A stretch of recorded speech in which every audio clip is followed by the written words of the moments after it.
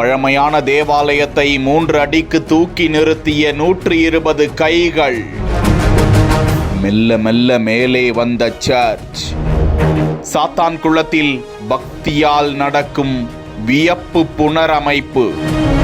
தூத்துக்குடி மாவட்டம் சாத்தான்குளம் ஜெபஞானபுரம் CSI ஆலயமானது 1940ஆம் ஆண்டு காலகட்டத்தில் அந்த பகுதி மக்கள் காலரா உயிர்கொல்லி நோயினால் பாதிக்கப்பட்டு பலரும் உயிரிழக்க அங்கு ஒரு ஓலை குடிசையால் ஆலயத்தை கட்டி சுற்றுவட்டார மக்கள் தேவனை நோக்கி தீவிரமாக ஜெபித்த மக்கள் அந்த ஜெப உணவான அசன உணவை சமைத்து மக்களுக்கு வழங்க காலரா நோயால் பாதிக்கப்பட்ட பல்வேறு மக்களும் குணமடைந்தார்களாம். இதனை நினைவு கூறும் விதமாக வருடந்தோறும் இந்த ஆலயத்தில் அசன விழா நடத்தப்பட்டு வருகிறது.